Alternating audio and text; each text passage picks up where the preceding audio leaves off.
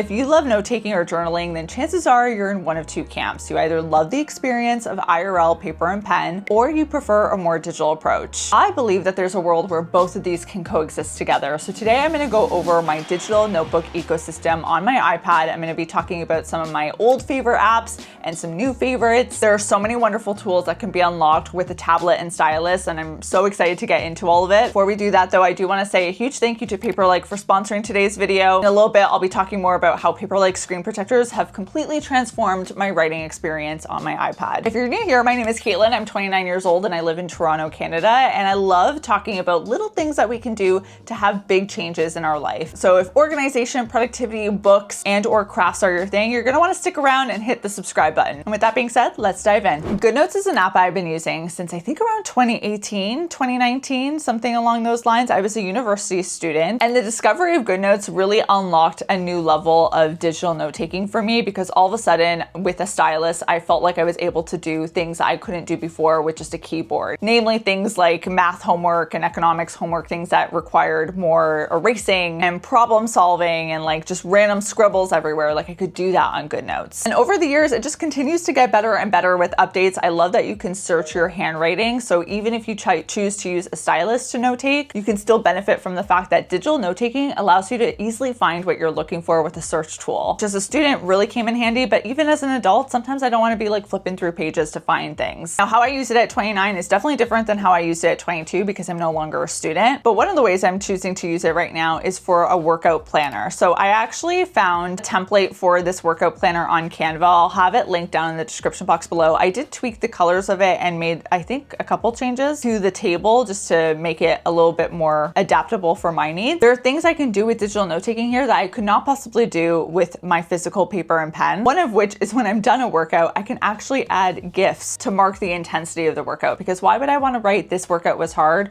when I can have a GIF of someone sweating profusely? Like, that says everything you need to know. I'll add one right now for my break day. Again, so good. I do home workouts, so I personally find it easier when I have some sort of game plan, whether I'm following a game plan on Apple Fitness or if I'm following a workout calendar like this one by Pilates by Izzy. I'm doing the 30-day challenge. One of the features I really love on Goodnotes right now is the tape feature. It lets you hide pieces of information. So if you're a student, I think this is great for self-studying. Right now, I just have hidden the link to the video that I'm going to do that day, so I can tap it and it'll take me straight to YouTube so I can start my workout. I actually think a great place to hide something would be actually the duration, so that as I'm looking at the week ahead, I wouldn't be distracted by like what's upcoming, because sometimes I can trip myself up if I know tomorrow is like a longer workout. And then when it's time to fill in a new week, I just turn the page and there you go. I've got a fresh template that's ready to fill in. I don't have to waste time making boxes or creating a layout. It looks nice too, which I think is really important for me for actually having consistency with tools like this. But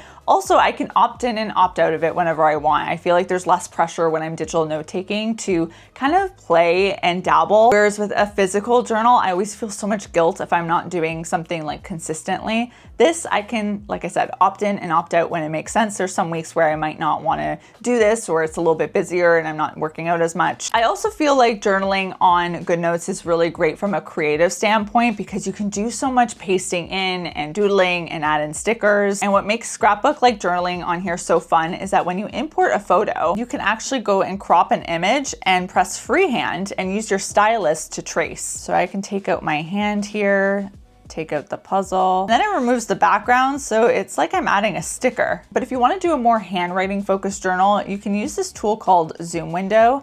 And this allows you to just write a little bit easier with your stylus. I use this all the time as a student, or when I'm doing like heavy intensive note taking where I need to write lots of things. I place the Zoom window where I want it to go, so I'm putting it at the top left of the page, and I can start writing in this bigger window. Today I'm sharing, and you can see that blue window that opens up. I can just keep writing my favorite apps. Ta-da! And you can see how like I didn't even have to do anything. I didn't have to touch the screen at all to move my page so that my pencil would align with everything. Like it just automatically does it for you. And if you just need to like write and not stop, this is the feature that is a game changer for that. And if I need to move anything, I can just use my lasso tool and shove it somewhere else on the page. You can even resize the margin. So what's really great is you can have fun, dump in all your thoughts, and then even afterwards, tweak the layout of a page to be more fun and add images, get your highlighter tool out, make some shapes, whatever it is that you need to do. The technical journaling and the creative journaling just all feel like they really have a home here on GoodNotes. If you haven't yet played with it, like, just highly recommend it. It is an iPad essential. With back to school season here, I've been thinking about all the tools that would have made my student life a little easier. And one upgrade I know my student self would have loved is the paperlike 3 screen protector. I've always loved taking notes on my iPad with my Apple Pencil, but my digital writing experience got an upgrade when I switched to paperlike 3. It protects your iPad screen from unwanted scratches while featuring a nanodot surface. Paperlike's unique micro texture technology designed to give you the sensation of writing on premium quality paper. I especially feel the difference when I'm doing things like taking notes, annotating documents, or even just sitting down for a little digital doodling session. There's something about having that added texture and control that makes writing on the iPad feel much more natural. One of my favorite things about digital note-taking when I was in school was having all of my lecture notes, assignments, and study materials in one place wherever I went. Looking back, I know my student self would have appreciated having that same convenience, but with a writing experience that feels a little more familiar. So whether you're heading back to school this season, know a student, or you're a parent or teacher using an iPad to stay organized this school year, Paperlike 3 is a simple upgrade that can make your iPad even more enjoyable to write on every single day. If you'd like to learn more or pick one up for yourself, click the link in the description box below.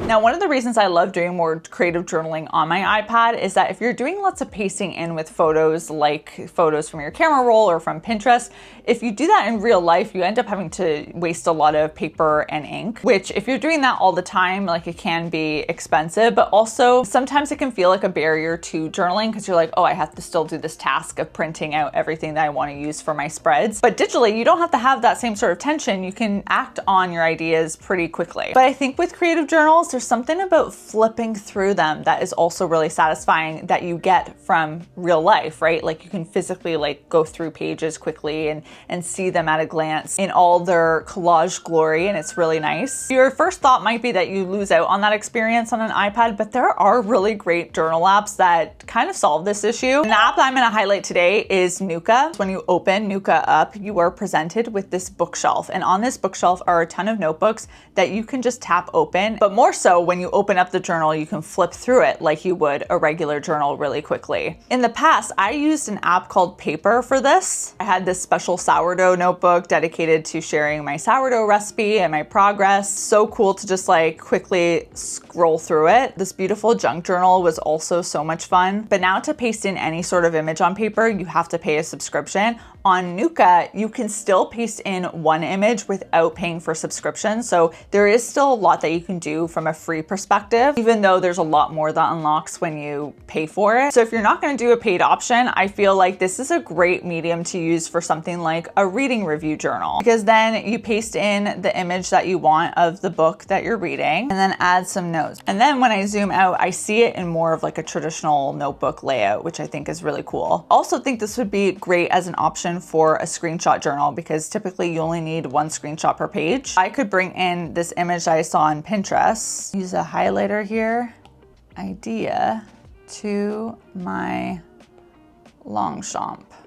So imagine a journal filled with screenshots or book reviews that you can just flip through like this. Genius! It's apps like this that really make me believe that bridge between digital and analog journaling is really just getting smaller and smaller. If you're into more reflection type journaling, there are a few different digital options that I think are really great. The first one being Apple's journal app that comes built into iPads and iPhones. This is an app that is protected by Face ID, so no one that you don't want reading your entries can read your entries, which is nice. And it has some good writing prompts, but also prompts that come from pulling in music that you've listened to recently, cameras from your camera roll that they think are important, workouts that you recently did, like different things that you might want to write about in your journal if you're someone who struggles to figure out what you want to write about. I've also recently talked a lot about how you can use this for a screenshot journal too, because it's so easy to pull in images from your camera roll into the journal app. So this can be a place where you organize all the DIYs you want to try, all the recipes that you want to try, fall clothing inspo, Halloween decor inspo, Christmas gift ideas, whatever it is. Like, you can kind of categorize all of your screenshots by the different entries, which is also fun. It's a little bit more simplistic on the visual side of things, but still that functionality is there. Not everyone has the appetite for handwriting long entries about their day, but I do like the idea of doing some sort of journal a day system.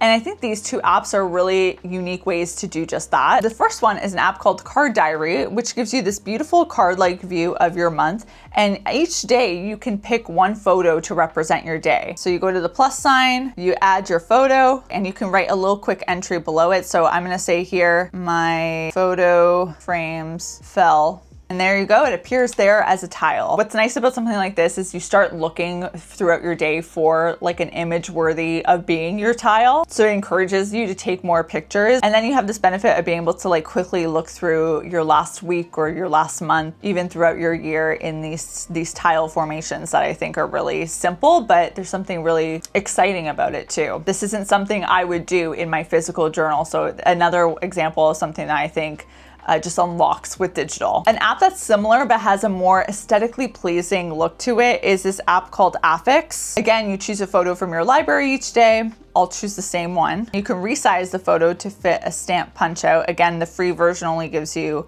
wide and square. Wait, let me try doing a wide. Yeah, that could work. And again, you can jot down a memory. You can move them around and then just tap them to see your memory. Yet again, it's another way to visually review your last month. And I think this presentation is a little bit more on brand with the IRL paper than the other one. But the other one's nice too, because you can see the dates really clearly. If photos isn't your favorite method of record keeping, then TryDay may be the app for you, because this is focused on writing 3 simple lines a day. I've got my entries for the past week here, and I can open them up. When I want to add a new one, I press this plus sign. And I can write, today I'm filming a fun YouTube video. And then when I'm done, that entry appears there. I can tap into any other entry. Today I went on a solo date and bought new mugs. Oops. And just see like a little note from that particular day. It doesn't have to be anything profound. I usually do my entries in the morning for the previous day because my iPad lives on my desk here. So when I'm having a coffee or when I'm starting my workday, that's when I usually feel the trigger to go visit and make my updates. I love the idea of daily journaling, even if it's not a full journal entry, because I do love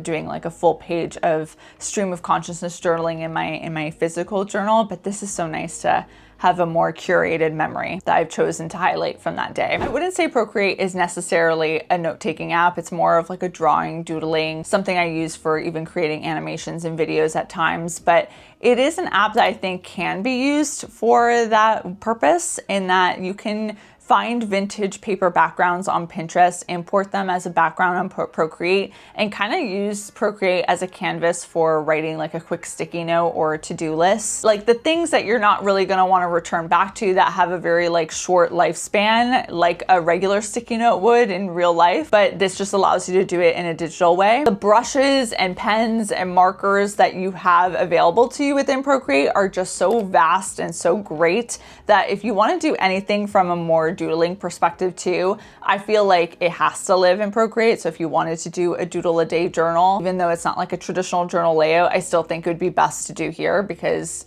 the tools are just like so much more elevated than even what you can do on GoodNotes from a doodling perspective. I feel like it's important for people not to sleep on the Notes app either. It's free, it comes built into every Apple device. So if you have multiple devices, everything syncs instantaneously across your devices, which is nice. You don't have to wait for things to transfer. I can write a note on my computer and have it appear immediately on my iPad, which is nice. I even have it right now open so that I can look at my outline for today's video so I don't miss anything. I would say I use this app more with the keyboard than my stylus, although you can use your stylus to jot down notes quickly. I think if I'm going to do that, it's probably going to be on GoodNotes. But from a typing perspective, it's so easy to do on Notes. I also find list making on Notes, even on my iPad, just really simple. It's a no-nonsense workhorse app for me. It's all about getting things down, writing intensively. I draft all of my newsletters for the Monday Sip on here. Most of my creative ideas start in the Notes app or get logged in my Notes app so I don't forget them. I could not exist without it. It's so reliable, and I feel like something that doesn't always get enough flowers because there are other more glitzy options, but sometimes you just need something to get the job done. I can't talk about a digital note-taking ecosystem without bringing up Notion. I will say, I think, again, Notion is one of those things that I use more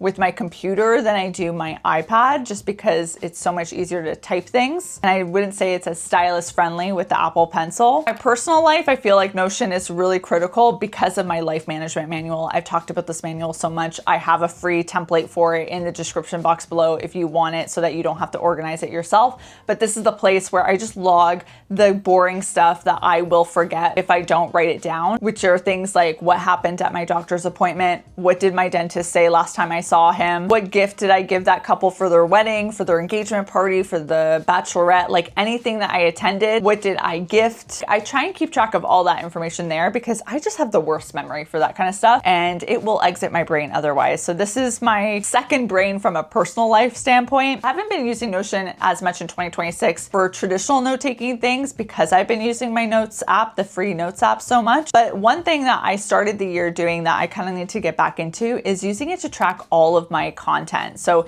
any content that I posted, I'd have this special dashboard where I could see where it was originally posted, but where I cross-posted it to, because when you're a creator, you have one piece of content that you maybe initially put up on YouTube, but then you got to figure out how to use that content in other areas, whether it's to make an IG carousel or to be a jump off point from a newsletter. Sometimes even the content itself, especially with short form like Reels and TikTok and YouTube Shorts, like those things can usually all be posted in the same places, or the one piece of content can be posted in all three of those places. That's a better description for that. But it's easy to lose track of what I've cross-posted where. So having this dashboard does make it easy for me to quickly see, oh, this platform still needs to see this video, or this platform still needs to see this post. It's doing so well in the first chunk of the year with this, and then I backed off, but I need to get back into it because this really does help organize myself from a professional standpoint. But it's one of those things that you have to be,